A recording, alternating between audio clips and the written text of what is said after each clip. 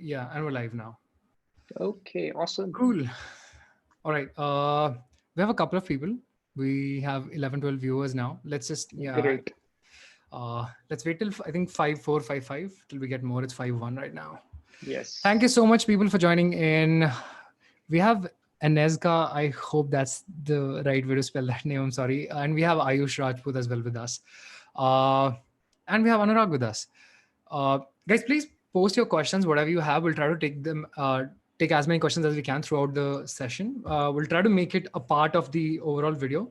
And whenever we find something relevant, we'll share it in the comments as well, or in the live chat. That is, yeah. Cool. So, Sapta, what's up, man? All good. Thanks for inviting me, Sahil. And hello, everyone, all the viewers who have just joined us through the YouTube live. Yeah. And if you think, some of your friends or people in your network would benefit from this session, please feel free to share about this. And we are just going to start. So there is nothing much that you've missed already, so that we have Yeah. more and more people joining the session. Yes. We have Tapan. We have Design with John. He says hi from US. Ayush says hi. We have Udit. We have Harsh. Bunch of people. A lot of people joining in. Yeah. It's nice to see everyone. We were doing these sessions at 9 and people would be like super lazy. We realize it's better to do this sometime probably in the later evening maybe, or maybe during the midday. So I think this is a more Yeah, favorable time for a lot of people. Saptar, do you sure. want No, to get like, sorry, do you yeah. want to get like water or something? Because Yes, I think I will just maybe sneak out for for a sure. minute. I'll fill my bottle and I'll come back. Please, please do.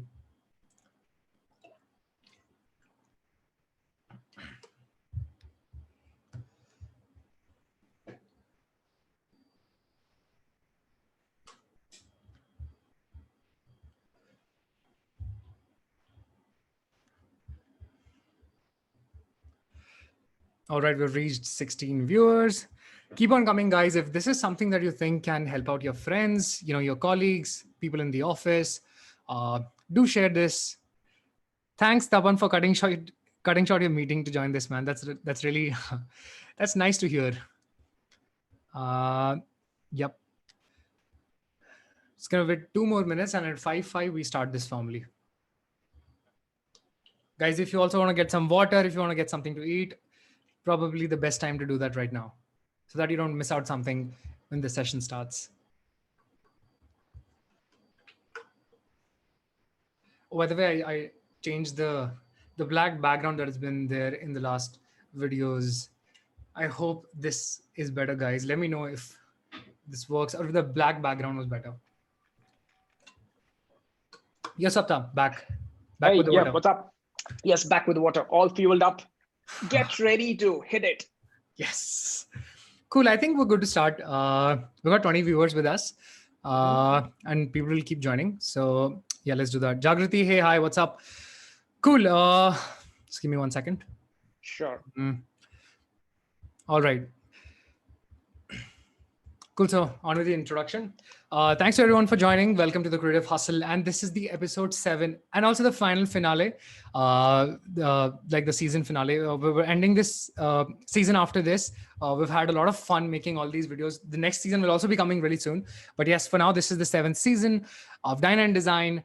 In today's episode, we have with us Saptarshi, who is a design manager for Swiggy Consumer Products. He's been speaking at a lot of TEDx events. He's delivered over 70 talks at various design events throughout India and Southeast Asia. You probably already know him from LinkedIn and Dribble, but more recently, he's also started a very exciting YouTube channel where he shares insights, tips, tricks, and strategies for designers to go out there and perform their best. We'll be talking about sharing your work online in the world of overflowing noise, how to cut through it and build your voice, and letting people know what you're all about.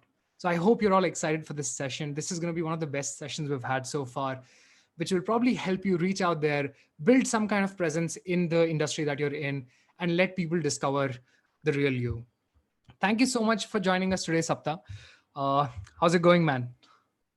Thanks for inviting, Sahil. It's awesome. It's Saturday today, and I think in a world where everything else is shut down outside, one of the best things that you can do on a Saturday evening is probably join a live stream and listen to people speaking. So yeah, I think it's fun. It's a different world. Yep. And I've been seeing that you've really taken the game up in lockdown, man. How's it happening with you? How are things going on with you in lockdown? Things are good. I would say the lockdown hasn't been so bad.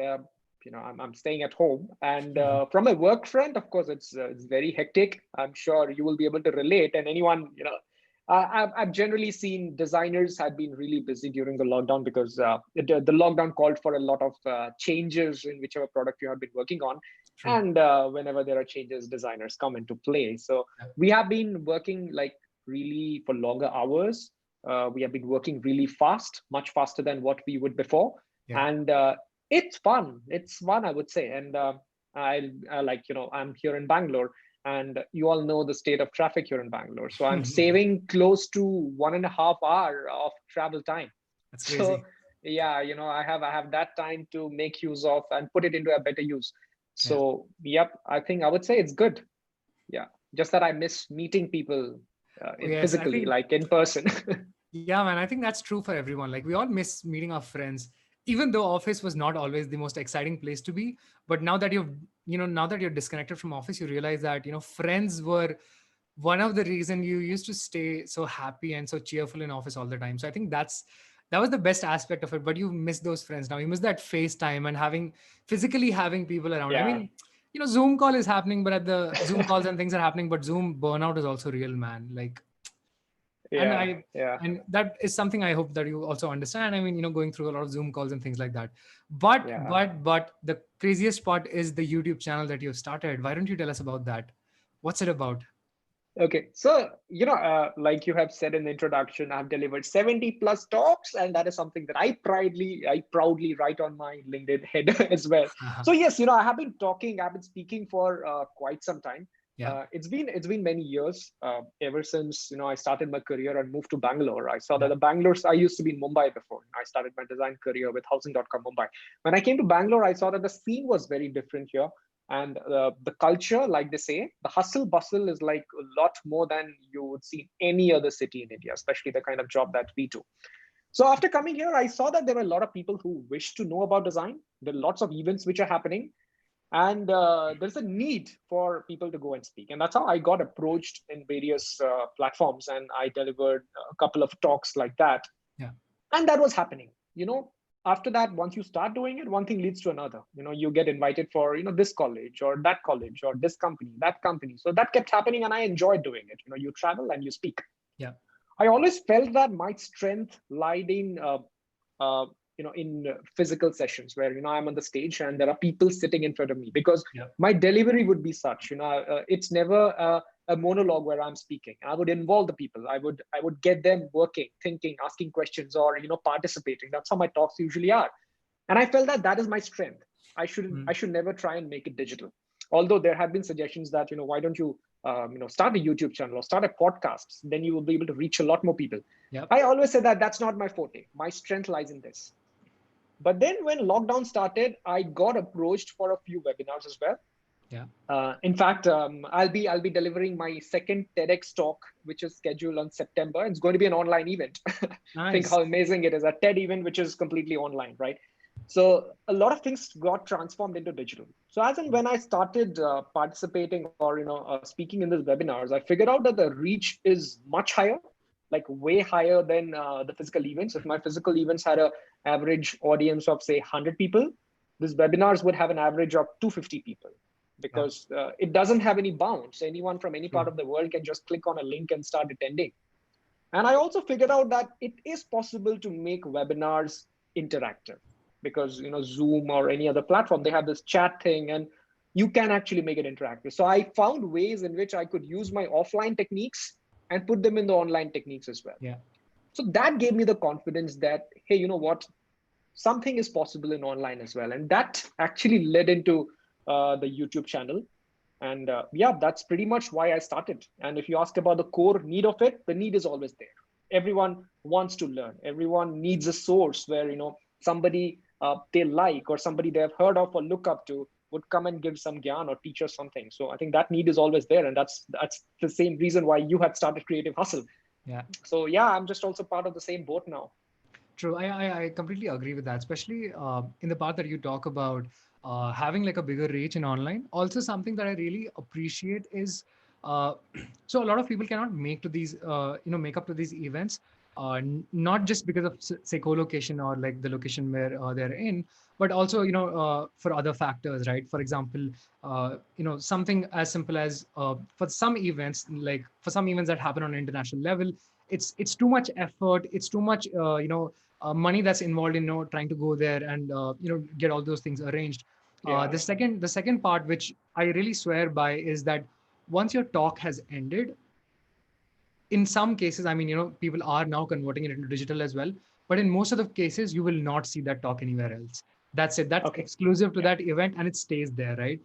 But people who are outside of that world of those selective 100 people, there's no way for them to access what you said at that point of time, right? And that is something that could be life changing for someone. Now, having a platform like this wherein you can actually talk and it stays forever, right? You make a video and it's going to stay there till the time YouTube is there. Right. So it's Right. going to Right. be for a very long time, right? So I think that's the most beautiful part of online. There's no bounds to it, nothing like location or anything. It's just the the kind of the kind of impact that it can have is crazy. So yeah, Yeah. that's Absolutely. yeah. and Absolutely. and what kind of content are you currently say what kind of current content, what kind of things are you currently tackling at the YouTube channel? We would really want to know more about that as well. So, before I started, around maybe 2 or 3 weeks before I actually posted my first channel trailer, I Yeah. started a poll on my Instagram account, Okay. and where I wanted people to say, what do you want to learn from me? So I got a varied kind of requests. So what I figured out that majority of the people who look up to YouTube as a platform to learn, right? I'm a self-learned designer, so I'm pretty much into that bucket, or at least I used to be in that bucket a couple of years back when I was starting out. Yeah. Many of these people are beginners who doesn't have a formal education in design, Yeah. right? They've just heard about design or seen one or two people, or they aspire to do something good in this field. They are Mhm. the kind of people, right? So I had to cater to them. So there were lots of beginners, so I had to prepare content which explains the so-called complex terms, the complex ideas, and translates them into simple, understandable form. So that's what is being the biggest motto of my channel. And that's what I have been trying to do. Largely, my channel has two sections. One section I call the Gyan section. It's where I make short 10 to 15-minute long videos where I speak about one particular concept. Yeah. Like I have done about the design salary, I've done about design titles, I've done about various other things. What can you do during coronavirus and stuff like that. I'm also extending, and I'm like as we speak, I'm drafting scripts for about portfolio, about career, about design management, about design systems, and a host of other things which people want to know about. Right. Okay. The second side is the tutorial or the hands-on side of it, because I Mhm. feel design has two things. One is the analytical side where you think and then you brainstorm and stuff. The other one is where you translate them into artifacts, which is Yeah. nothing but the hands-on part. So the tutorial section is my hands-on side of things. Right now, I have a masterclass on motion design that's going on. I've uploaded 7 episodes till 8 episodes till now, I guess. Yeah, and a few more are going to come as a part of that masterclass. But after that, it's not going to end. I will keep posting other tutorials, and it won't just remain motion design. It's going to be of various other topics. Maybe anything: interaction design, visual design, illustration, and prototyping. So I will cover all of these things. Yeah, that's nice to hear, man. That's a lot of topics, and I think a lot of these would actually appeal to like majority of the audience, like being Yeah, yeah, people who are freshers trying to get into design, or maybe in the first in the beginning years of their career, trying to make it to the top and trying to lead maybe a team or learning the right, skills of that trade. But right. yeah, so talking about you starting from not being a self-taught designer, not from a design background, how was that journey for you? Like, how has the journey from so you're also an engineer, right? So how has that journey been for you? Yeah, thanks for asking. I think I've answered this many times, and many people watching this might also have heard. So, design was my hobby. I'll keep it short this time. Design was my hobby. And like everyone else, whoever wants to get into design and they're not in a design school, It's because, it's your hobby. You like doing it, and you are exploring ways. How can you convert your hobby or something that you like into your profession, which will pay you as well, right? So all Right. of us are trying to do that. So it is, my story isn't any different. My story is exactly that. It was my hobby. I would design t-shirts, posters, and all in my college.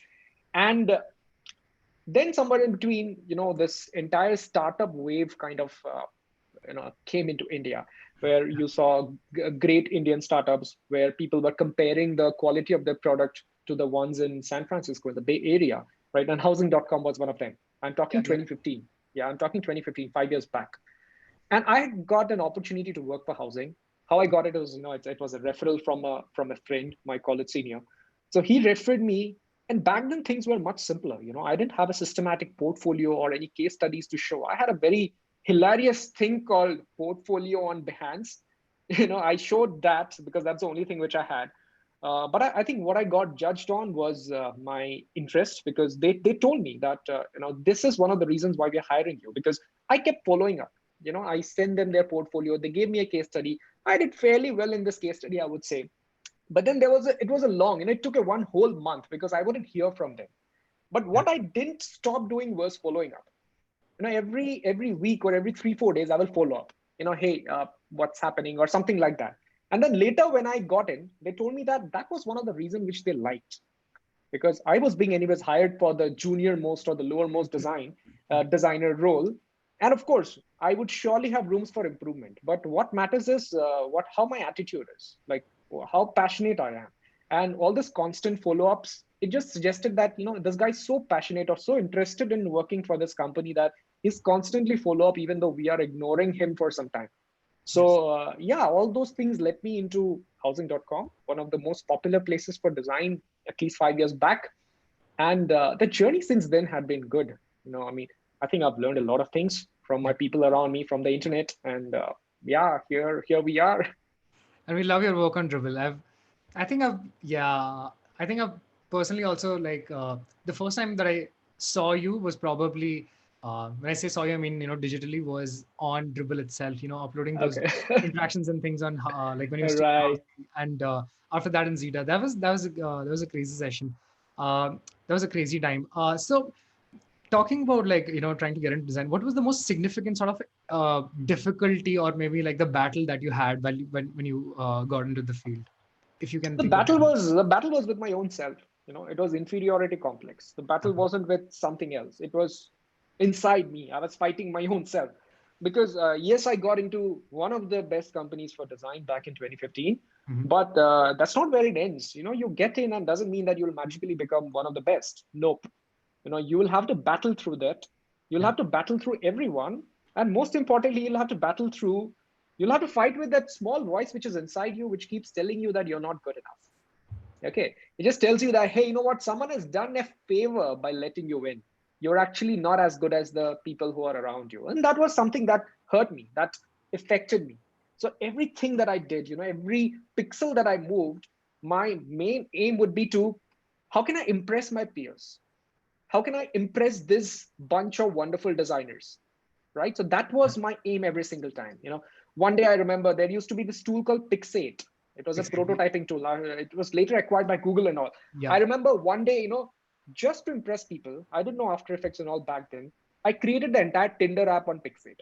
Oh. Okay. So next day, very enthusiastically, I came and shown it to one of my, like senior designers out there. Like, hey, look, I made this. And he Yeah. swiped through it and said, "Oh, wow, nice. Just 2 3 seconds. Okay, that's it." I spent one whole night for that. So, I would do all these things because my main aim back then was to impress the people around. Yeah. And along with that, when I was trying to do that, obviously, when you're trying to impress people, you can never do a great job at what you're doing because your aim is something else. And also, I didn't do a great job in the initial days. I got some really critical feedback that's saying that, hey, this is not why we hired you for. But things got better really fast. I won the battle with the small voice inside me, which kept telling me that I'm not good enough. Then got away from the habit of impressing people around me. I said that, you know what, I don't have to impress. I don't care what people think about me. People will think about me from the work that I do. So Yeah. let me give my best at what I do, learn what I do not know, learn what I feel makes me inferior to the people around me, And that's when, I got into the learning business. Like day in and day out, I was just trying to learn something or the other. And once, I started posting work online, majorly in Dribble back then. And when I got validation from people, not just from my company, but also from around the world, that gave me a lot of confidence. That inferiority complex was gone once and forever, right? I think that helped me. That was the biggest battle that I fought in my design career. And I'm happy that I won it. That's so beautiful, man. So when you started posting on Dribble, right, what was the initial goal that you had? Like from the very get-go, was it the validation itself, or did you have some other motives in mind? The motive was very selfish. It was self-validation, like you rightly pointed out. Yeah. It was about making myself felt, making the Mm-hmm. world know that I exist. Okay, Okay. it was just like that. You will see kids, like, when there's a small kid in the house and you go as a guest to their house, the kid will always try and do something. Maybe bring a toy and stand there. He won't say, hey, look at this. He will just come and stand there, and they would wait for you to say, okay, what is that? Come talk. And also, it is craving for that attention. I was craving for that attention too, and I'm sure everyone does it. Yep. Whether you are a junior or a senior, everyone wants to be noticed, everyone Right. wants to get appreciated, because that is one single confidence booster which motivates you to keep working, right? You and I, we both are YouTubers, and when we see the views growing up or our subscriber counts going up, that motivates us. It doesn't directly get us anything, monetization and all are like far away, but you understand that the number itself motivates you. Similarly, that was one of the reasons. I wanted people to know that, okay, I exist, I'm a designer, and that was the reason why I started. But of course, things changed over time. I figured out that yes, as much as I love people knowing me, I would also want people to know me as a good designer and not someone who just posts random things. Yeah. So I kind of figured it out, and I believe I'm in the right path. Yep. So in this case that you started posting a couple of years back now, and it's been such a long journey, and you kept posting things on, right? How do you think the nature of the things that you've posted has changed? I mean, how is the definition of sharing work online for you changed? So if you ask me, like I said, I never had a official portfolio, right? I had a very hilarious thing on Behance, which I showed and got a job at housing back then. Now it is not possible. The same portfolio wouldn't fetch you a similar job in 2020 because things have Yeah. changed. But the funny thing is, I still do not have a conventional portfolio. Like, you don't have a place where I have a website where I have a work section. No, I do not have all these things. All that I have is my Dribble, where I play. I don't call it my portfolio. That's my playground, where where I experiment on things, where I show off things, or where I network with designers. I would say that's what Dribble is for me. Mhm. And for a little more serious stuff, I use Medium. Even in my Medium, you will never find any the conventional case studies where I ideate, define, and all this stuff. No, I Yeah. just write stories there. Okay, there's a story of me designing something. There's a story of me figuring out something on my own, right? Yeah. So my Medium is about that. What I feel is, at the end of the day, if I'm using this for my benefit, for my career, people would want to see how good I am at my craft, and how good I am with the analytical side of things, or rather how intelligent I am. As long as I can show these two aspects of me using my Medium and my Dribble, no matter what I'm doing there, I should be fine. And I would like to believe that I'm able to display both these things. And along with that, as you grow up, people know about you generally. Okay, people know that, okay, he has worked for Swiggy. So even though he doesn't have a conventional portfolio, maybe it is fine because he has built something like that. So there are stuff like that which start working on your favor over time. Yeah. And I think it's also very nice to see. So I mean, I do believe in portfolios and things like that. Obviously, it would be rude and just outright weird to say that portfolios don't really matter. No, no, But I think it matters. Please don't get me wrong. It matters it absolutely. matters. But I think having Yeah, sort of real stories of the things that you've learned on, yeah, yeah, especially in that medium kind of format, really helps, right? yeah. I mean, we also get a lot of portfolios that we review through Gojek, but a lot of them really appeal when they're in that story kind of format. We're talking about how did you define this, and it doesn't really. I think we've had this conversation before as well. It does not stick to that, define, design, develop, and ship and things kind of Yeah, like that format. It's nice if it naturally sort of flows. yeah, yeah, I think, and I think also that is something that differentiates like an average designer with like a really good designer who knows the craft hmm, and who understands that it's not about the it's not about writing those keywords and terms, just to make your story sound cool. It's about actually solving the problem and understanding it in depth, right?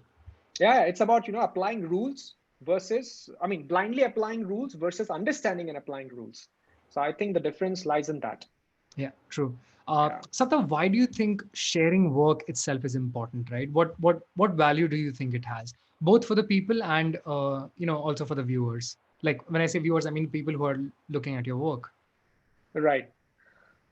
See, if I were to speak completely from a designer's point of view, like as a designer, why should you share your work outside? It's to let people know that you exist. If you look back in history, you will find a lot of amazing people who got the fame or the attention that they deserved after their death. Like I think William Shakespeare was one of them. Yeah, People started seeing or noticing his stories, his prose and poetry only after he died. yeah, So the poor chap couldn't get any benefit out of the wonderful work that he had done. And the history is filled with people like that. And for history, it is fine because there were no other means.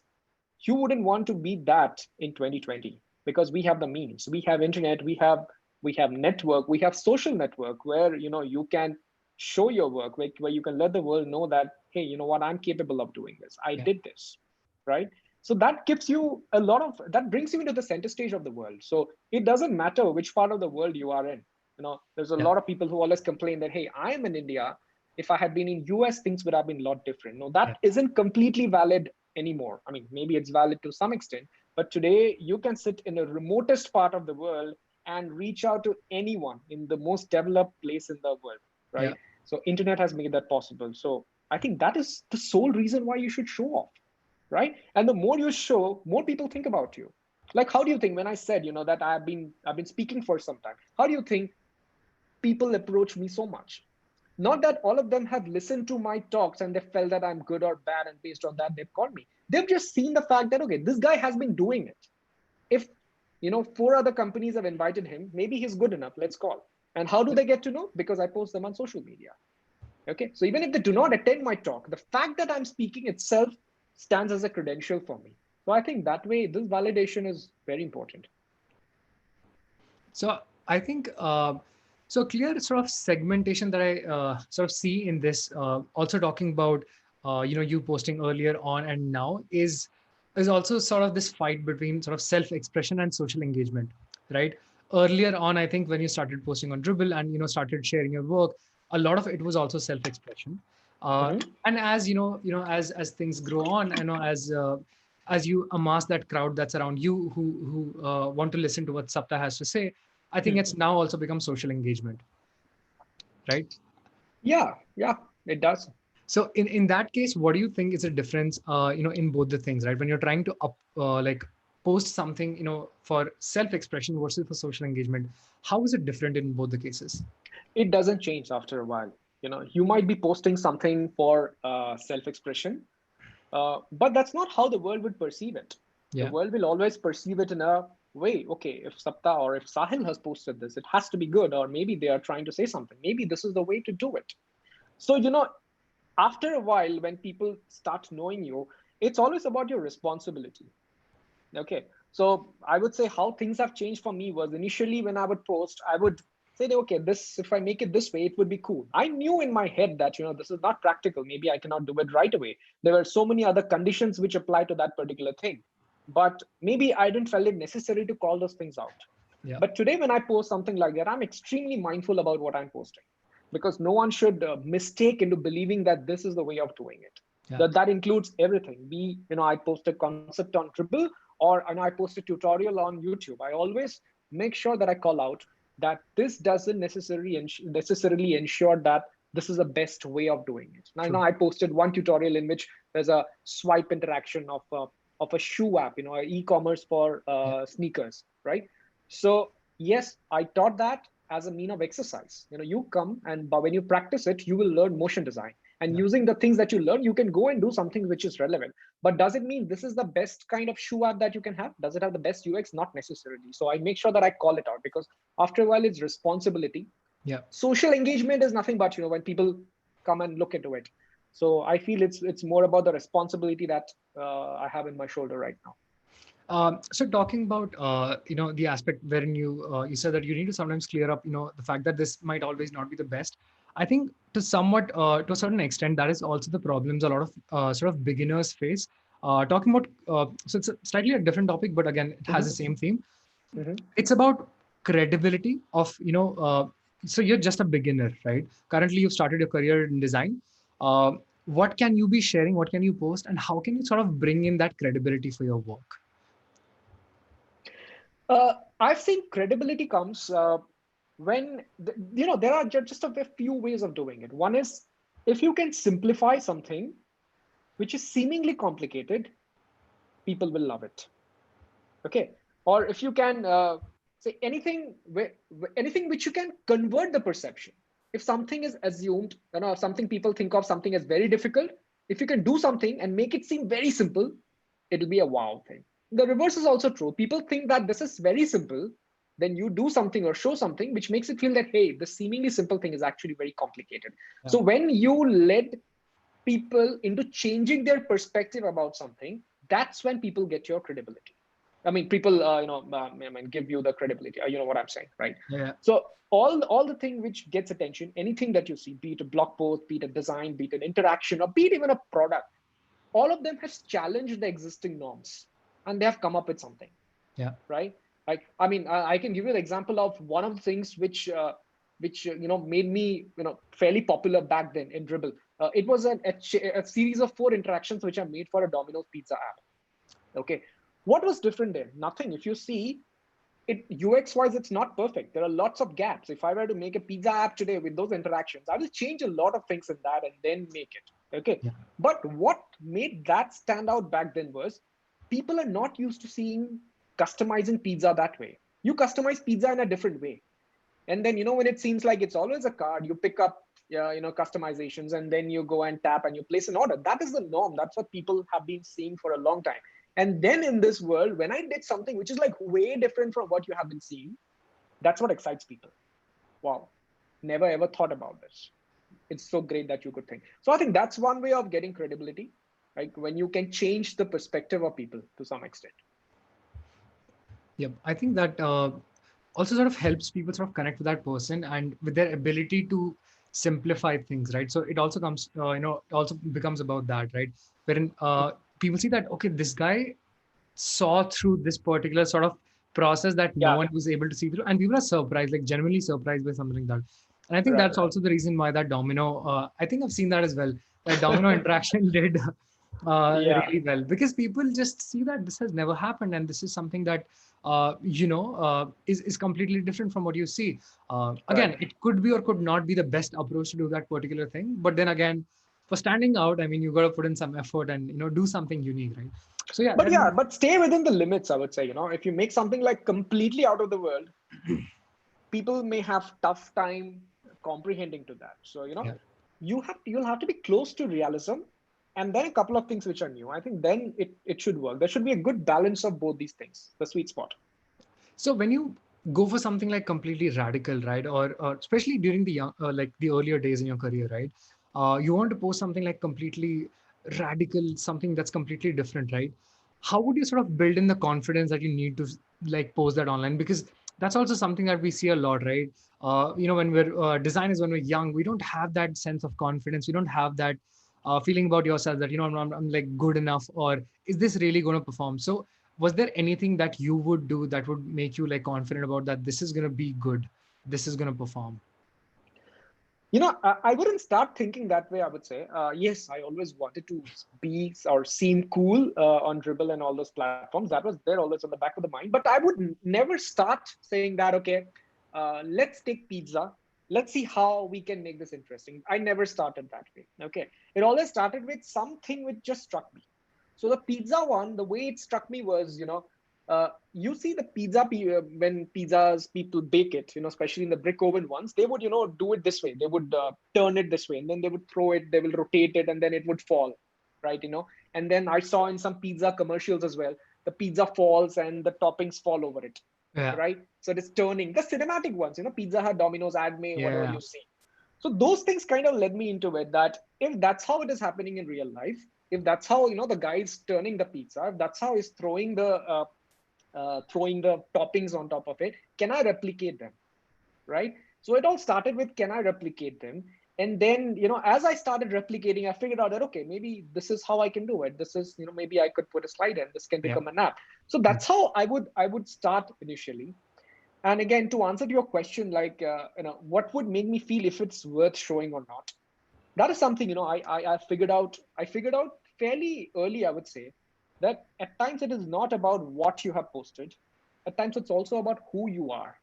Okay. Okay. So, you would, in Twitter and places like that, you would see someone big and famous come and write a quote, and you would get thousands of likes on that. Okay. Yes, the quote is awesome, but that doesn't mean that it's just the quote alone which worked. The fact that the quote has come from somebody has actually made it that popular. So that is something that I figured out.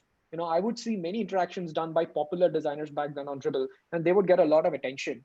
And if I ever tried to do something like that, maybe I wouldn't get that attention. So I figured that out. So I never had to go through that process. Okay, usne kiya hai, so let me do it. Maybe I will also get the likes. I knew that that is not going to work. Right. Okay, so I had to do something different. I had to build my own strength, my own forte. The reason why people would know me, and I had to create that and start doing, because that was the sole way of building my own, foundation, rather than following something what somebody else has done. So that's what I would usually think like. So talking about that forte or talking about that space that you have created for yourself, let's call it branding, because that's somewhat it, to some extent is. We also have Okay. Puneet who's asking us this question because Okay. for the same reason. So branding, right? How important is it for you or for anyone online to create this sense of space, this forte, and why does it even matter? It matters because then you become the single source of thinking which comes to your mind. Like, today if I ask you mobile phone, which brand is going to come to your mind the first? There'll be a handful of things. Maybe you'll think of Apple, Samsung, or MI, or handful of brands. Similarly, everything that you see, you will have, if I tell you mineral water, probably the first name that'll come to your mind is Bisleri or Yep. Kinley or something that you've heard so often. Biscuit, probably Parle-G or Good Day or something. Why? What is the reason? There are millions of others, but you only think of one or two of them because it stays in your mind. You have seen or heard about them so many times that next time when you buy biscuits, you'll actually think Parle-G, or you'll actually think Good Day, or you'll actually think Oreo or something like that, because these things are so popular. Okay. So in the same way, when you build your brand or you build your forte, like you have said, when somebody looks at interaction design, they'll think, okay, this is the person, because that person has been talking about that so long. Or when someone talks about motion design, you will have some one person's name in mind, because that person has been posting it so often and he has been doing really good work. So Yeah. that's how things work. Like recently I saw this his name is Amritpal Singh, I guess. He had Amritpal posted Singh. Yeah. something called, The faces, yes, toy toy faces thing. faces. Toy faces, right? Those are nothing but 3D avatars. Many people have made 3D avatars in the past, but why do you think people relate to this? Because the style is different, and you have seen it across so many different places and so many different platforms that when you think of 3D faces, you think of toy faces, right? So that's what brand does with our mind. It's a psychological thing, right? So that's what I think every designer should try and create. So if someone thinks of design manager, whose name should come in their minds? it it better be you, because then you are likely to get called out for different opportunities. So that's what brand does to you. It always brings you into the minds of the people when they hear a certain term. So did branding matter to you, like initially when you started, say back in the days of Dribble when you were posting things? Was branding something that mattered to you back then, or did you even think about it like explicitly that I want to brand No, myself, or this is not how it's at going to all. be? I didn't even know that there was something called personal branding. Okay. Like I told you, right, it was always about proving, because you come to a great place where everyone else is great and you are not, or Yeah. you rather you feel that you are not, and then you do things to prove yourself. I started to prove myself that what, I exist. Right? That was the reason why I started. Then later I figured out that, hey, there's something called personal branding. At first I thought personal branding could also mean just you have a logo of your own. I'll quickly shortly make a Saptar logo and I will print it everywhere. I thought that would be branding, because that I was naive, of course, I didn't know.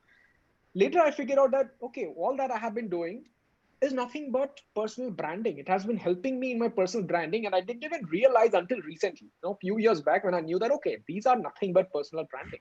And Yeah. that has happened to me for everything in design. I never studied design, right? Officially, I've never studied design. All of these are self-learned. A lot of things I do because common sense tells me that I should do it while designing, while thinking. And then later, when I read something, I figure out that, okay, this has a name. It's, this theory or that theory. I Yeah. was like, okay, I have been doing it for so many years. I just didn't know the name. So it's the same thing, even in this, I have been doing it for so many years. I didn't know that I was actually working towards my personal brand. So So in a case like this, right? So I think during that time that you started, working on a lot of things, you eventually discovered that, okay, this is branding now. I think that there has been a difference in times, right? Earlier, then, especially in the design field, people did not know a lot of people, right? And I think it's fair to say that only in the last like 3 4 years, design has really picked up, and people have started coming up. Names have started popping up in the design industry as well. Otherwise, everyone was in their own silo, churning out yeah. gold, and people would not know who they are. So specifically talking about like this kind of like the approach to brand, do you think now it's important in today's world to focus on branding from the get go, just when you start, when you're a beginner, or is it okay to not have a brand earlier, when you're starting fresh? See, it's up to you. If your work deserves a brand, you should, right? So, one thing that I personally do not agree with is that y- people say, how much experience do you have? And then you always answer it with number of years. I don't think years is the unit of experience. And years is also not the unit of skill or how good you are or your competency, right? You can get better even from your day, or you can be the best even from your day one or day two. You Yeah. don't have to spend 10 years or 5 years doing it to get better, right? So these are like disjointed sets. This is something that I wanted to say. Now, when you, to answer to your question, when you say, is it important from day one? On day one, if you are fairly good right from day one, yes, why not? Start showing off your work. What is stopping you from doing? The time is not going to get you or buy you anything important.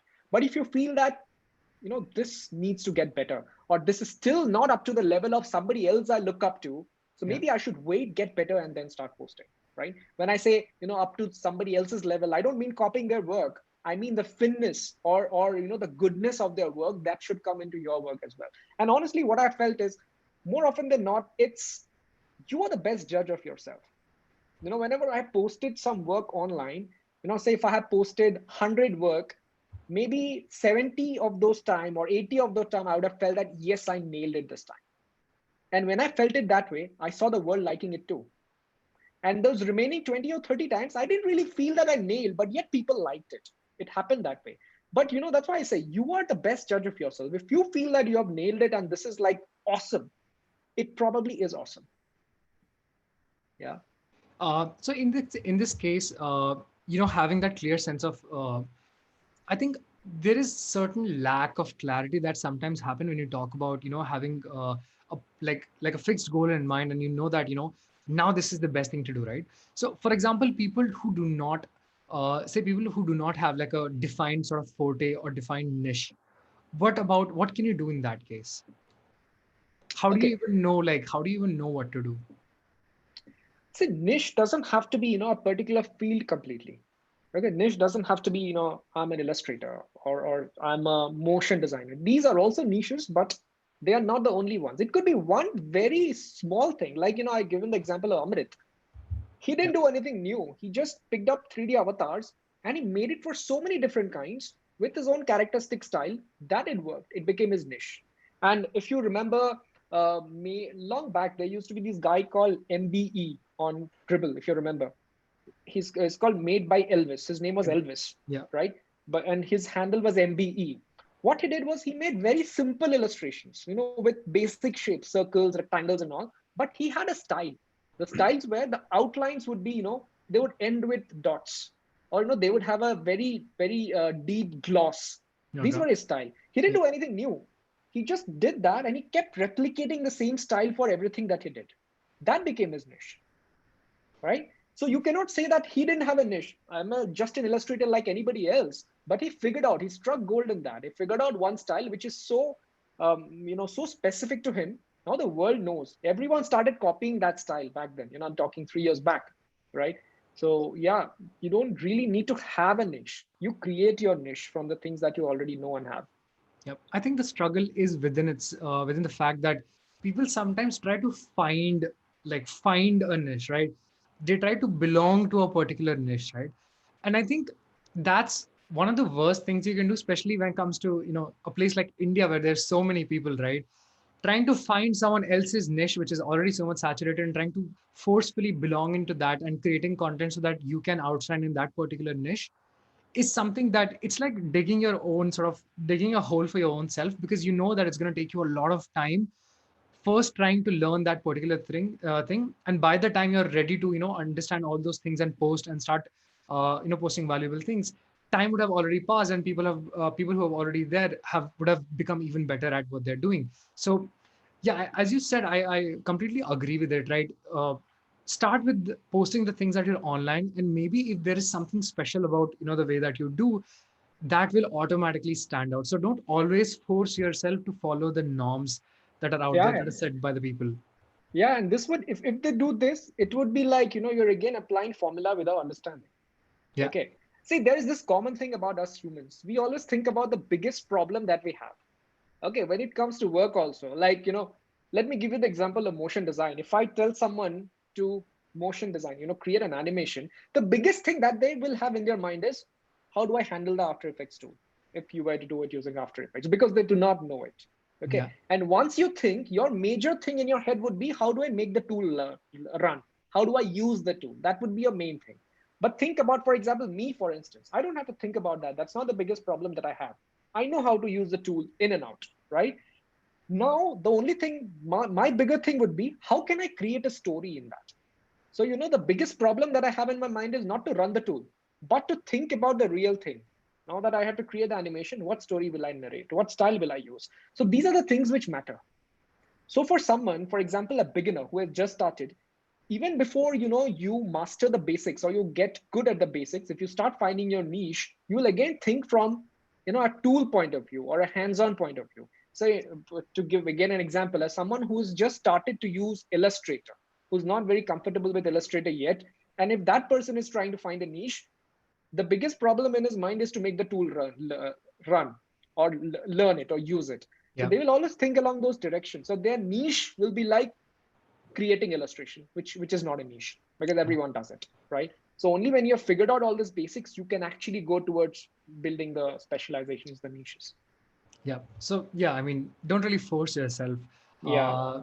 especially earlier on, like trying to find that right thing for you, trying to find that right place for you.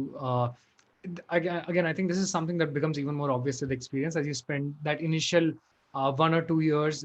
You sort of get a hang of what you're good at, and then you can sort of build on top of that, and you can start sharing that as well with people. Uh, Talking about sharing the work, now that you've built a niche, you know your target audience, you have your solid branding. It comes the next obvious thing is the platform, right? Do platforms matter? Does it really matter to be sharing your work on a particular platform? What does your experience say? I think platform matters a lot, especially when you want to reach out to many people. Like there is another common question related to this actually, which people ask me, like, where should I have my portfolio? Should I have it on a public place like Behance or Medium, or should I build my own website? Right? See, both of them have their pros and the cons. Building your own website certainly gives you the flexibility or the control over what you want to show, how you want to show. It's great Yeah. for storytelling if you build it in the right way, right? And also it's good for applying for job. You just send a link, people see, and they they judge you based on that. But what it doesn't give you is the reach, because yeah, let's accept it. Maybe Sapta is not as famous that people will search my name and find my website. Okay. But if they're generally browsing Medium or Dribble or Behance, they may, just stumble upon my work.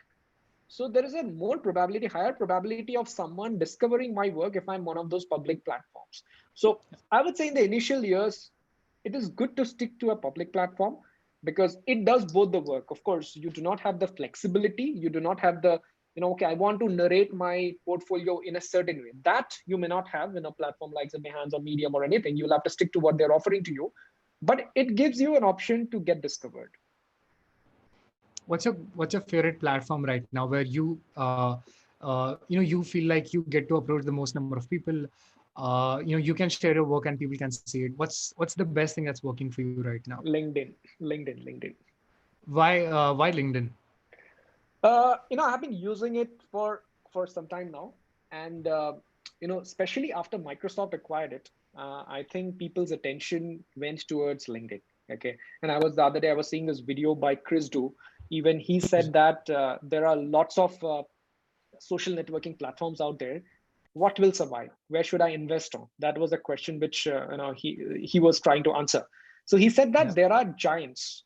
So the giants are what? Google, Facebook, Microsoft, and there are a couple of big companies which are there. And if you see, these social network companies are owned by some of the other giants. Facebook certainly owns Facebook, Instagram, and everything, right? Google, okay, used to own Google Plus, but right now maybe it doesn't have anything big social on its bucket right now. Microsoft owns LinkedIn, like Twitter, okay, itself is a giant. So he said that invest in these giants. Whatever these giants are building, it's likely to stay. Okay, that is not the reason why I started. I started LinkedIn long back, actually, back when I was in college. I started it because college seniors simply said that it's a good professional network. Just bana le, wahan pe network bana le. Okay, that's what we made. Today, the way I see it is I'm connected to a lot of designers there. And if I post something there, it reaches to people. Think to put it in simple words, it reaches to the like-minded people, not random people, because I'm connected with like-minded people and not random people. I'm only connected with people who are from design, product, or the startup industry, who would be curious about the kind of work I do, or I would be curious about the kind of work they do. So once I have cleaned up my list of networks, the views that I get are very relevant for me, right? So I think that's working on my favor. And also the algorithm of LinkedIn is such a way that if you are in my connection, you see something, you like that, all your connections will also see what I have posted, even though they're not linked to me, right? So that's how it works. So it spreads like a forest fire. So the reach is very good on LinkedIn, is what I feel. But again, at the end of the day, it's the content which matters. You cannot post a substandard content and expect it to grow.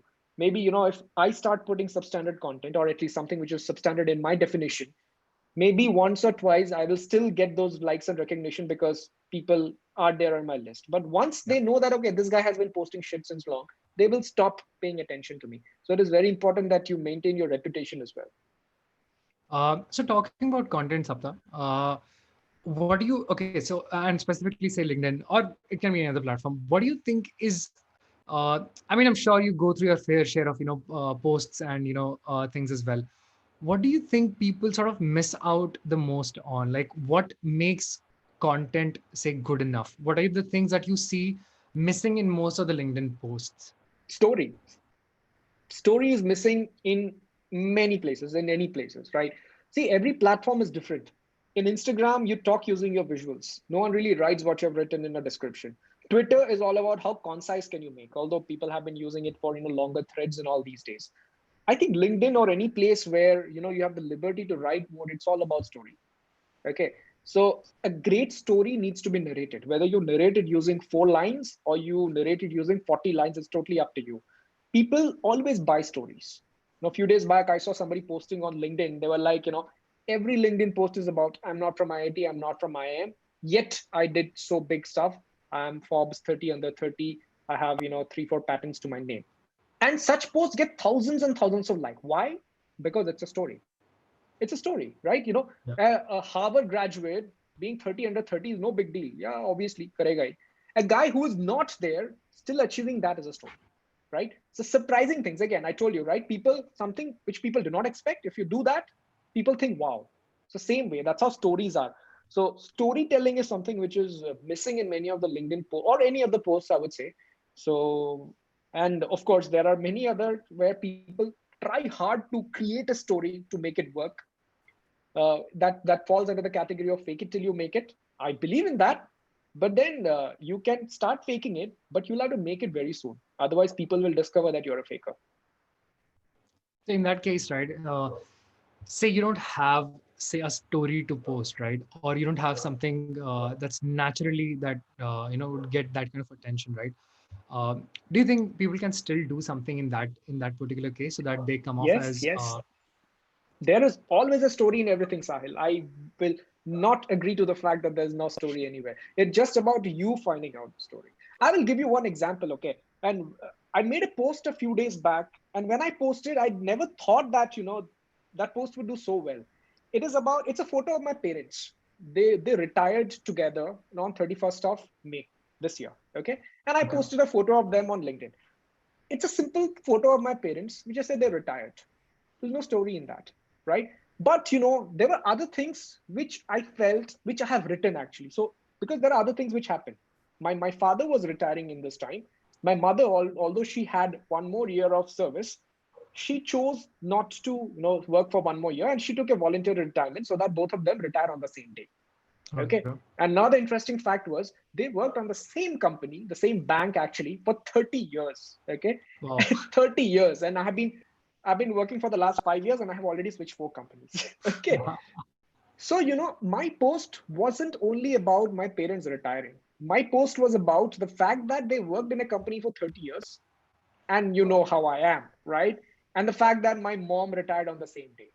That created the story out of it, which I didn't even realize that it would be a story which people would like. That reached out to more than a lakh people, more than 100,000 people, uh, gathered around 3 to 4 thousand likes.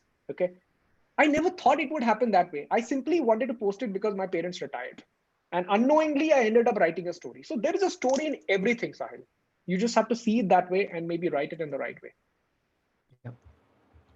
I think that makes sense. This is what I think, probably like looking back and looking at the sort of the bigger picture, sometimes zooming out of what you're thinking at that instant that, I just need to post it just because I have this picture, or I just need to post it because I have this post. I think it's about like tracing your steps back and looking at how did you arrive at this post. Was there Right. something that maybe was Yep. going on in your mind? Is it Yep. supposed to be for someone? And I think the kind of steps that follow up to that story itself, not that story, the solution or whatever you're trying to make, the content in itself can sort of lead or build that story for you, right? I think Right. that's also one way to generate some sense of ideas as well. Also, when you talk about, say, posting all these things online, right? Have you tried any sort of experiments on LinkedIn or any other platform, over all this time that you maybe did on your own, or maybe you saw somewhere and like really caught up your attention? Apart from the one that you said, people posting that I'm not from a big say college or something like that. Apart from that, have you personally tried any form of experiments or anything that has also helped you sort of reach where you are on social media? Not actually. Not actually. So, if you talk about my growth on LinkedIn, a lot of it has got to do with my offline things which I have done. You know, so since I conducted a lot of talks, and after every talk, people would exchange. Previously, people would exchange numbers. These days, people exchange handles. So I would do the same. So I would go connect them on LinkedIn. They would connect with me. They would follow me on Instagram and all. So that's how a lot of my online network was formed because of my offline reasons. Yeah. Okay.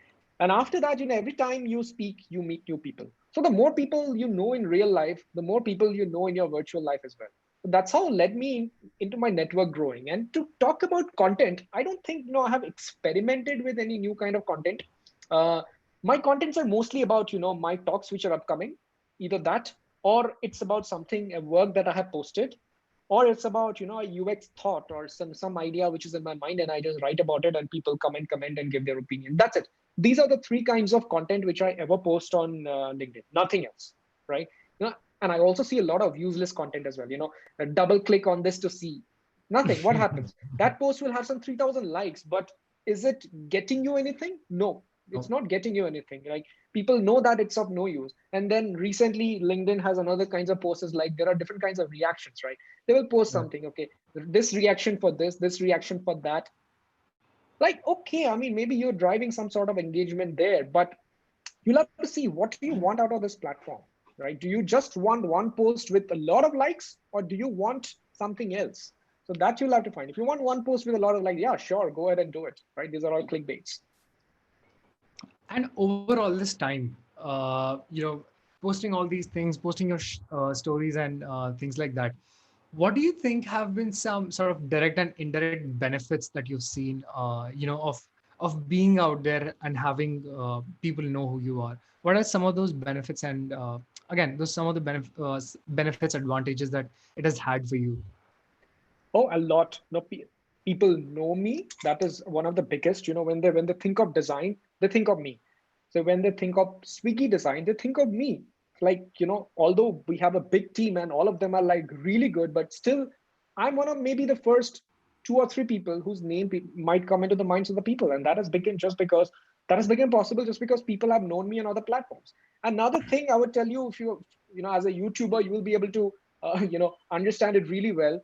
I hit my 1,000 subscribers with my second video within a span of 7 days. It's not Yeah. because I posted extraordinary content. No, it's because people knew me and they were waiting for me to start a YouTube channel, right? So how Yeah. does YouTube usually work? You start as a nobody, then you build your identity. People realize that okay, this guy is worthy, this guy is good, and then they go ahead and subscribe to them. But in my case, the first part was already taken care because of the other things which I have done. That's why with Yeah. my second video itself, I hit 1,000 subs, which people say is one of the toughest milestone to crack, right? So yeah, there are lots of benefits that you get because it's not only one platform where you're proving yourself. You prove yourself in different places, online as well as offline, and they kind of help you in every other platform like that. And talking about, say, different. Sorry, one second. Okay. So talking about, say, all these benefits, right? Do you think posting online has had any career benefits for you? Which is something that we all look for. Like one of the reasons why we actively post online or try to engage with people online or things like that is because we want to have some kind of leverage, above others. Do you think this is something, sharing your work online has helped you ever in life, and how did it come through? A lot. To give you an example, the last company that I applied to was housing.com. Okay. So every other company that I have worked, including Swiggy, I was approached. Okay. And why would someone approach you? Because they know you, or they have heard about you, or they have heard good about you. Only then they would want to, bring them to their company and then pay you the money or whatever, right? So that is a very big upper hand to have, right? Because see, I genuinely feel when a candidate is being interviewed in a company, it's always a two-sided thing. Although candidates fail to understand that, candidates feel that okay, this company is going to give me job, so I'm supposed to do whatever they say. No, in an interview, the candidate is evaluating the company and also the company is evaluating the candidate. It's a two-way thing most of the times, right? And for it to be a two-way thing, both the parties should be equally confident and equally cognizant about their own abilities, True. right? So and as a candidate, we often feel that okay, I'll have to keep myself lower because I'm getting a job. So being approached gives you that confidence that, hey, you know what, I'm good enough. I don't have to necessarily, make any, I don't have to suffer because of what they ask me. So I can always speak out what I feel is right. If I feel that they're not giving me the right position, opportunity, or money, I should have the confidence to speak out, right? So these are important things which happen to you, right? And of course, when that happens, it's not that you become arrogant and you just, hey, you reached out to me, so make sure it's not like that. But it's that confidence inside you which helps you to speak out and justify in a more logical way, not arrogance, keeping the arrogance out. So that way it has helped me. And also in many companies, many tech recruiters, they reach out to me for different companies. I mean, even though I'm not looking out, but they reach out. So it gives you the assurance that okay, people know you. If need be, you can always find something. So that's the good thing. That's another good thing about building a network. So it's like you become your own portfolio, right? Yeah, in a way, yeah, yeah. People know you, even if you're not actively sort of posting the work that you're doing, but because you're sharing ideas, you're sharing insights and thoughts, and any valuable content to help someone, that is who you are, that is who you become, and that's your digital sort of reputation. And people Right. will, ask you out, people will try to talk to you, even if they've not seen your actual work, even if they don't know how you're doing it in the office. People would still, reach out to you and try Yes. to, have like 15 or 20 minutes of conversation with you, just to understand, what are you doing these days, how does your work look like, can you help us out, this is what we're doing, and discuss their ideas maybe. So I think this whole session again has also been about that, right? When you start posting and sharing things online, start sharing content, build your brand, you yourself become sort of that digital version of your work. You are that portfolio, and people start approaching you just because of that. So I think that has immense sort of value. You putting in all these efforts, all the days and months, if people start reaching out to you without you actually applying to them, I think that's one of the happiest feelings that one can get, Yeah. right? And there's a flip side to that as well, Sahil. Uh-huh. I know many designers in India, of course, we all do. And there are a lot of people that you look up to because of their online persona, right? The online brand. Yeah. I was of the same opinion too. I know a lot of people whose work I haven't seen in real life, but I always felt that okay, they are doing extremely well in their field because the nature of the things that they're doing, the talks that they're conducting, or the whatever, everything that the kind of tweets they are doing. I would like to Yeah. believe that they are like awesome, but it's not always true. Okay, I have discovered. Yes, I would like to use the word discovered. Many people who have a very different persona online, but when Yeah. you look into their work, oh my god, like it's that way, so you wouldn't want to be that person, right? Yeah. There always has to be a balance, there always has to be a small delta between your real value and your perceived value. Now I think I have created a complete video on that. My video on salary negotiation was essentially about that. So if your perceived value is way higher than your real value, you will fall. People will discover you very soon, and that is going to act against you in the long run. So make sure that if your online persona or your online thing is really good, you better work and reach there soon, even if you started a little early there. Yeah. I think that yeah, that makes a lot of sense, right? You don't want to have this fake sort of place that you've created for yourself when post about things that you don't actually know a lot about. Maybe you're just copying stuff from here and there and trying Yeah, to yeah, be the smart kid in the block. yeah. Again, as you said, that's not going to go for a very long period of time. Yeah, uh, and it's natural to not know, especially things when when you're starting fresh. So figure out other ways to share your content online. It does not like initially need to be, say, something that is sort of work. You could also share say something like you've read a book and you really liked that book, and you could share some insights from that. yeah, Or you read someone else's, say, medium blog or something like that, and you really found that, you could actually tag that person and tell them, I really found yeah, this yeah, beneficial. And that helps both both the parties. The people will yeah. know that this guy posted something, and that guy also gets some form of validation, not validation, but appreciation for the work that they're doing as well. Yeah. Well, in the same regard, another mistake which people often make is they get into the teaching mode way early in their life. Yeah. Okay, because I personally believe that you're always a student, you're always a teacher. Like True. I'm teaching on YouTube, but that doesn't mean that I've stopped learning. There are tens of other things which I'm learning on a daily basis. So what people do is they get into the teaching mode very, very early, right? Why? Just like that, because you can do, opening a YouTube channel is free, or teaching over Instagram is free. So they get into the teaching mode very early in life, and that's where they miss out. And they feel that when the fact that I've started teaching, the fact that I've got some followers, I know everything. So that's the mistake which they end up making. So I would say, yeah, don't do that. First, learn or keep learning, and then after some time, maybe start teaching. Yep. And at least if you are teaching, don't try to become the expert. Don't try to say that I Yeah, am the expert on this. It's okay to share your thoughts. If you've learned something, it's okay to share that with someone else as yeah, well. But then also, as you said, that this might not be the best way to do it, but this is a way to do it, and this right.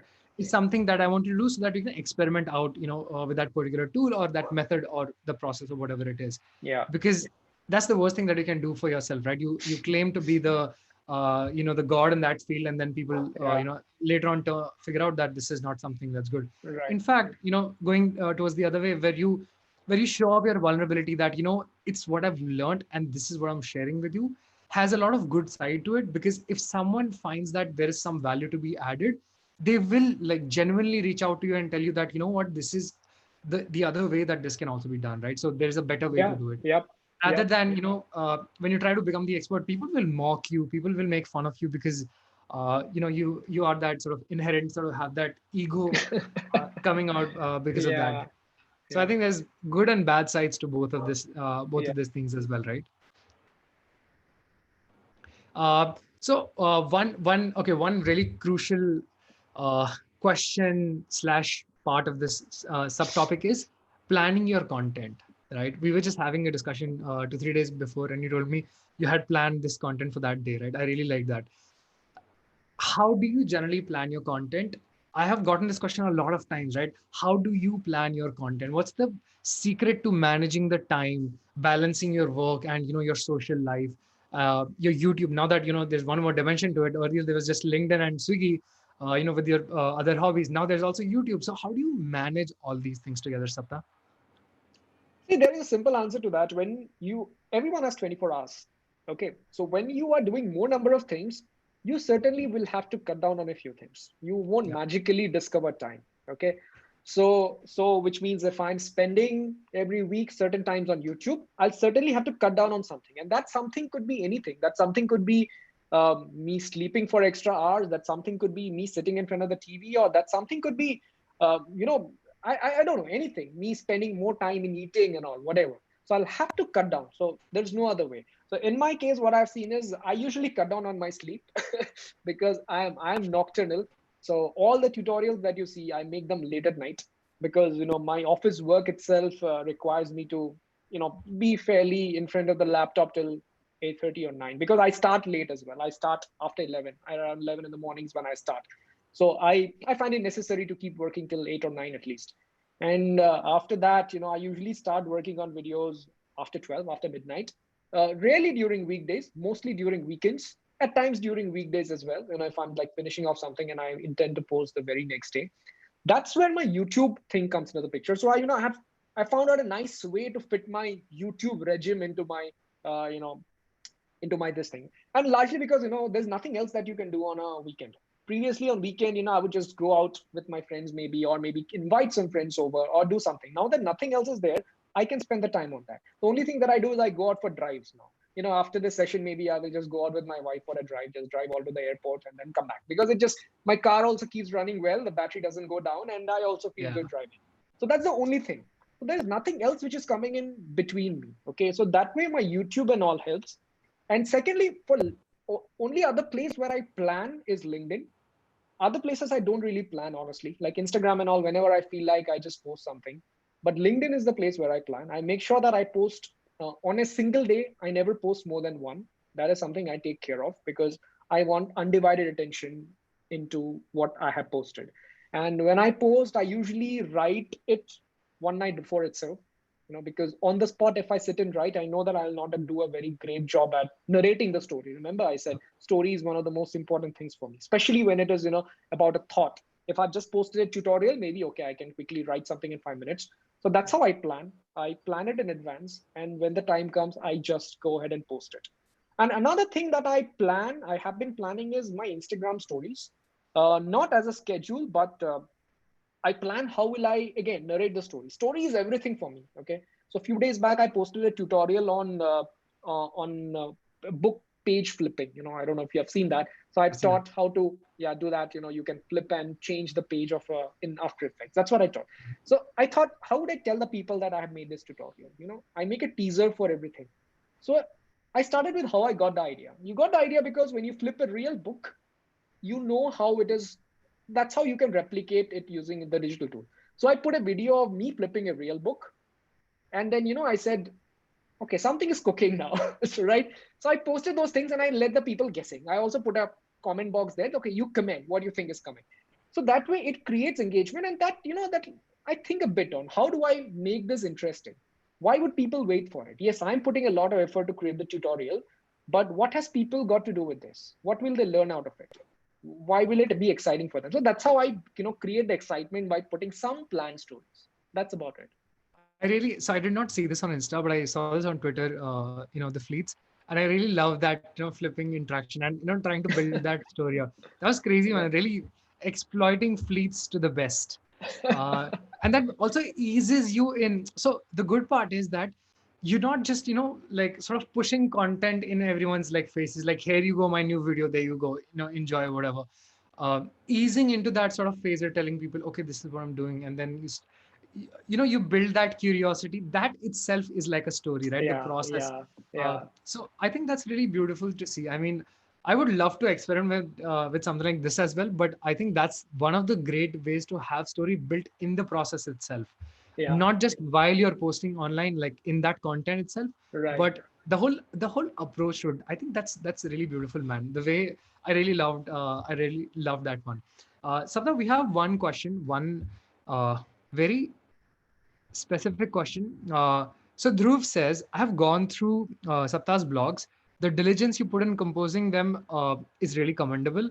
How do you plan your content out, and how do you overcome the writer's blog? Because there's a lot of skilled people who are wanting to write their first amazing blog post, and they're not able to do that. What is there any method or anything that you personally sort of follow? There's no method, I draw inspiration, but I don't draw inspiration from writing. I believe inspiration for something, say, inspiration for Apple can come from orange. That's what I feel. Okay. So I do not draw inspiration from how I should write or what should be my style from not necessarily of from other writings. I do it from many other things. Okay. One way that I can say is when writing, I personally prefer a touch of humor, you know. So it's like, serious, serious, serious, and suddenly some amount of humor. Like it kind of, builds in the thing and doesn't make it boring. So there are two individuals that I really look up to, their oratory skills. And I use that for my writing as well, although they use it for speaking. And also, if you have seen me in my live sessions where I'm speaking on a stage, you would you can draw some of those parallels there, and they are not none by Shah Rukh Khan and Russell Peters. So what Okay. I've seen in them, Shah Rukh Khan, I don't mean his acting though. I mean his, if you see his talk, his serious talks, he had a TED talk. And then also, when he hosts certain events, you should see how he talks. He's mostly serious, calm and composed, but then he drops certain jokes, then people laugh for a while, and then he quickly comes back to the same stage he were in. I think Yeah. that's a skill. That's a skill. Some people just go ahead with humor and they just keep it so humorous that, it's like your people are laughing. That's not what you want. What I want is, or what I rather personally prefer is, it's serious and then a bit of touch of humor, inline humor here and there. That's one. And the second thing is Russell Peters. Russell Peters, I'm sure you know Russell Peters, the stand-up comedian. Yeah. That guy, if you see his jokes are actually average. There's nothing laughable. If you and I narrate, no one will probably laugh. But the people laugh and they pay so much of money to see his shows is because his delivery. His delivery is outstanding. Outstanding. Like, he can take one simple sentence, narrate in such a way that you will roll on the floor and laugh. So he's another person, who inspires me when I speak or when I write. Because it's about delivery. It's not just about the humor side of things. It's like, how can you do certain things? How can you narrate the story in a certain way that the mode itself changes and you perceive it as a joke in his case? In my case, it could be something else. So yeah, that's where I draw inspiration from, especially when I'm writing or speaking in live So, occasions. so that talks about the inspiration aspect of it, right? And trying to build that sort of that moment when people rejoice and they feel lovely about it. How about when so coming back, how do you when you talk about creative block itself, like you literally can't really think of anything. Like, I mean, I don't know. I have this idea in my mind, but I don't know what to do, right? I mean, I'm sure that has like sometime or the other that has happened with you, right? We're in this phase where you do not know what to write and how to start it or whatever. What do you do in that case? Is there something that you follow for that as well? I never had writer's block. I never had writer's block because I don't write on a daily basis, right? So I write only when I need to. I write only when I have that idea. I'm not a writer by profession that I need to write on a daily basis. So writer block has never come to me. So I start to write only when I have an idea or when I have a story. And now, since I have been practicing or have been doing this for a year, now the way I look into things is whenever I think that, okay, I have designed this, I need to write about it. The first thing that hits my head is actually a story of all the thousands of things that I have done. I figure out, array, these 3 4 things, I can present it in certain way that it'll form a nice continuous story. So I start with a middle thing. So I never write from my first paragraph. I never do that. When I open my Medium or wherever I'm writing, I always start with a middle instance. Many books you read, right? Before you start, there is a prologue. In prologue is nothing but one of the parts of the climax. You write 1 or 2 lines and then the story starts. I usually do that. Now I start with one of the middle paragraphs where the meat of that story that I have thought. I write that first and then I keep stitching. Okay, now that this story is there, maybe there could be 3 4 such stories there. and then I keep stitching them. How can I make it a continuous flow so that the reader's experience is good when they are reading it? So that's how I usually go about. I mean, that sounds like a very complicated process. I think that is something that becomes like second personality to you once you start following that and once you've been doing that for long. I think that is something that will become very natural to you, right? Yeah, yeah. It's So actually over not very time, tough, when I say it sounds complicated, maybe, but it's actually not. You will think that the things which you remember are the things which are the most interesting things. So if you think along those things, there are tens of other things which you would have forgotten. Like those are not important, certainly. The interesting things are the ones which remain in your mind. So just work towards that and you will find an interesting story. okay. So Sapta, your checklist for posting online. What are the things that one should keep in mind while when they're trying to post online? Maybe the top three or four things that come to your mind. First is a story. Like okay, for different platforms, I take different approaches, right? So first is the story. Like what is the overall thing, what's the overall takeaway when people read it? That is there. And how I have narrated that is one. The second Mhm. thing is length. Like how long is it? Like is it like too short, too long? How I have used the words, will people get bored reading it in the middle? So which is the RX, I call it, the reader's experience, or viewer's experience, VX if you like to call it. So I ensured that. And the third thing is visuals. I make sure that whenever I'm posting something, there are good visual balances there. Like there are decent artworks and images which support it. So all my talks except for this one, what you have done today, right? I usually create my own posters because I have my own way of narrating my story. So if you follow me on Yeah. Instagram, you will see it's never one single thing which says, here's what I'm talking. It's always a series of things. Okay, Yep. this, have you done this, have you done that? Then finally, okay, I'm speaking, yahan pe register karo and stuff. So yeah, so how I design them, I'm very particular about them. I have one big Figma file. It used to be Sketch before, now it is Figma, where I have all my posters. It's like a big thing with all the stories and posters and all, where I design them. I follow a certain style which I repeat. I just change the colors and all. So that way. So these are the three things that I look at to Cool. sum up: So story, RX, visuals. Yeah.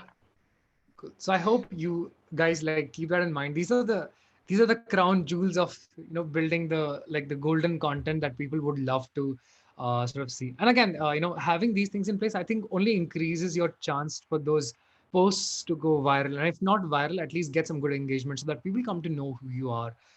People get an understanding of what you're about, and also support you in your ambition of building that brand, building that kind of circle of people around you who know you by your work, right? So I think, yeah, that's really great. So Sapta, we asked this people, this is one of our ending questions. We ask this a lot to our guests. What are some of the books that are current on your current reading list, or something that you would like to recommend to our people if you read books? I don't. I mean, okay, it's not that I don't read books, but I'm not an avid reader. I would put it that Yeah. way. But having said that, there are certain books which I have liked, and there are just two books which I keep recommending to everyone. Yeah. If any one of you have listened to my previous talks where people have asked me about books, these are the two: Power of Habits and Atomic Habits. Right, Power of Habit by Charles Duhigg and Atomic Habits by James Clear. These are the two books which I recommend to everyone, especially to designers if you're into product design or in thinking, because the ultimate goal of any designer is to, can you make your design a habit of somebody else, right? So if I'm designing Swiggy, and if Swiggy becomes Sahil's habit, and every morning you wake up, order breakfast, every day you order lunch, then I have done the best job, right? So understanding habit, how habits are formed, how habits can be changed is very important, is what I feel. So these two books I have, it didn't just benefit me in my work, but I thoroughly enjoyed reading all the case studies and all which I mentioned in the first one, especially the Power of Habit. So I recommend these two. Yeah. So, guys, we'll also be sharing the links to these books so you can check them out and give it a read, and let Sapta know what you learned from these books, and let us know maybe on LinkedIn what you Sure, feel about them. Sapta, sure. the last question: what are some of the things that you think the next generation of designers or the people who are now entering sort of that the design space should focus on? What do you look for in the new generation of Okay. designers? New generation of designers, I wouldn't say anything different. Just be open to everything. Do not even think that, I have learned this, and now if this goes away, I would be nobody. No, this doesn't work. Do not think that, I am a consumer designer, I can never get into enterprise. No, or even vice versa, right? Design is design, right? The fundamentals that you use for designing something always remain same, whether you're using GUI, whether you're designing screens, or whether you design some other experience which involves AR and VR in the future, the fundamentals will remain same. So never think that, you are at a disadvantage because, you do not know some of these things. But having said that, be open to learning anything and everything that you need would add to your set of, ability. I won't call it skill, let me call it ability right now. That's something that, I have practiced over time. When I started designing professionally for housing, I was a UX designer as in housing's terminology. UX designer is a person who just designs flows, not Yeah. even visuals, right? So I would do only those part, pass it over to a visual designer who would do the next bits. But today, if you see, I felt that it is important for me to learn some aspects of visual as well. So I learned that, right? Mhm. Because it was needed to be a complete product designer. Then I saw motion design. I learned that as well because I saw it adding value to my thing. So, tomorrow, if I feel that learning something about a new technology would make me a better product designer, I will do that. And product doesn't always have to be a digital app. It could be anything in the future. So yeah, be open to learning new things. And yeah, I think that's one advice that I can give. That would Yeah. cover everything. I think that's also an answer to a lot of questions we got over for things like, should I learn this before I learn this? Should I learn UI if I'm a UX designer? Tapan also asked if I should learn front end development as a UI UX designer. I think all of these things are not really necessary for you to learn, like completely important. But the more you learn, the more you add value to your own craft. For example, if you talk about front end, just giving a example here, you will understand really well how a developer thinks, and then based on that you can keep track of all those cases that you have to think of while you're designing. So you probably would make something that's, you already know what's possible and what's not possible, right? So when it comes to making visuals, making things like that, you would know that, okay, this is something that the developer would be able to do versus this is something that looks good on dribble, should stay on dribble, probably is far fetched from reality, but then again this looks very beautiful, so maybe I can share it. So I think having, not limiting yourself to a particular discipline or a particular ability of yours, or saying, you know what, I give up, I cannot do UX, I cannot do UI, I think I'm really bad at it, it's not the thing for me, especially early on in your career. I think that's a very bad move, because then you have a very small sort of vision in front of you, small road that you walk, that, this is the only thing I'm going to do. And especially looking at it holistically, I like how you say, Sapta, that you picked up, you started doing visuals, and then you got into UX, and now you're managing the team, and then you're also dabbling with motion on the side, which is really nice to see. I think this also helps when you grow up the ladder, the corporate management ladder. It'll be very difficult for you as a person to comment on someone's visual design if you don't know what visual design looks like, right? If you don't even know the basics of visual design, how would you tell, or how would you articulate your decisions or your feedback to that particular person, right? You might say something completely, like random, that might come off as rude to that person, right? And or the worst case being, they don't even understand what you're trying to say. So I think it's best to, especially when you're starting, to keep your mind as open as you can, and not just while you're starting. I mean, Sapta spent so much time, right? You still uh, try to learn as many things as you can. I think that should be one's motto of life, right? Keep learning, never stop, never settle. That's one plus Yes, is. Sahil, I think that's an important point that you have raised. Many people do not think it that way. I'm really happy that you do. To give you a practical example in this, I have been playing around with 3D for some time towards the end of last year. So I know Cinema 4D and, doing a couple of things decently well. I'm not an expert that, I would do something which you would see on that Swiggy app very soon. Yeah. But now, we have one person who does 3D illustrations for Swiggy. Although I'm not contributing in building them, but I'm capable of giving him very channelized and detailed feedback as to what needs to be changed or what needs to be done. Because I know how things work. I tell him True. that, okay, you try that NURBS and maybe add some subdivisions, or do this and do that. Why? Because I have experimented, I've got my hands dirty with that. So I can at least give the feedback so that we get the output the way we want. So yeah, I think that's a wonderful point. Like when you grow up, you may have to give a lot of feedback to different people. And if you have no idea about what is happening, you can never give it. It'll be very Yep. difficult for you to give. Yeah. And people will give up on you. Yeah. Yeah. And that's something you definitely don't want to have.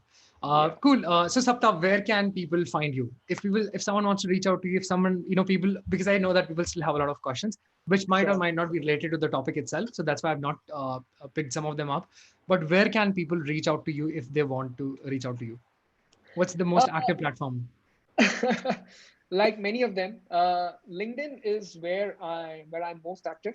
But having said that, I also have the largest network on LinkedIn, which means I get a lot of messages on LinkedIn. But the good thing is, I certainly reply to everything which happens on LinkedIn. I may take some time. I may take as long as a week at times on really worst cases to get back to you, but I will certainly reply to you if you drop me a message on LinkedIn. Other than that, Instagram is a great platform. You can drop me a message on my work account, which is Saptarshi UX. I have two accounts there. Anyways, you'll figure out once you find any one of them. So you can drop me a message there. And of course, YouTube is always there. You're not really for asking questions, but maybe to know what I'm thinking or what I'm up to, because my videos will kind of reflect that. That is there. But if you, of course, want to get on a call with me, that is also possible. So I get on a call with people on a daily basis. Yes, daily basis. So people can have a Calendly link using which people can block an appointment with me, and a 30-minute slot. So, you just go and you can use it for whatever you want. Mostly people use it for portfolio review or, any advice for career. It's of course related to design career and all. Yeah. I wouldn't expect, a startup to come and get their product reviewed. No, I wouldn't appreciate that, because this is specifically for people who want to grow in this career. So that's why I have Yep. put this time out. Yeah. Awesome. This is something I did not know. So I'll also put the Calendly link among with all the other links that Saptarshi just mentioned. You can Sure. see all of the links in the description itself. The link to his LinkedIn, his Instagram, his YouTube channel, also Twitter, which you missed out, but you're there, so people can follow you on Twitter as well. Yes. And also I'll put down the Calendly link as well, so you can reach out to Sapta if you have any questions. I saw a couple of questions around 3D, and also that Sapta raised that topic. Maybe if you still want to ask about that, it was from Harsh. You can reach out to Sapta. Maybe you can ask him Sure. any questions. If you're starting in 3D, and that would, I think, be able to help. Cool. I think this was a great session, Sapta. Thanks a ton for coming in today and enlightening us with all of this gyan, with all of this great examples and stories from your life, man. Thank you. Thanks for inviting me, Sahil. Once again, it was great being a part of this. And I wish, our viewers have learned something new out of it.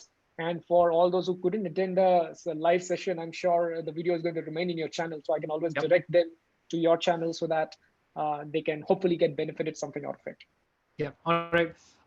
Thank you so much, everyone, for joining us today. And this was the last session for this season. We'll be out with more episodes like this sometime in the future. Probably maybe a month from now. I need to do my research on figuring out who will be the next set of people that we'll be interviewing. We'll be having these sessions with. So it would be great if you can also reach out to me on LinkedIn, on all of these, on Instagram, on Twitter. I'm active in pretty much every place. You can also find all those links. And I would love to get to know what you want to listen more about, what you want to learn more about. Sorry. And I think we could probably use that, to line up the next set of guests. Awesome. Thank you so much. Thank you, Sapta. Thanks for everyone who's joined us today. Hope you have a great evening. Have a great time. Thank you. Thank you. Thank you, Sahil. Bye-bye. Bye.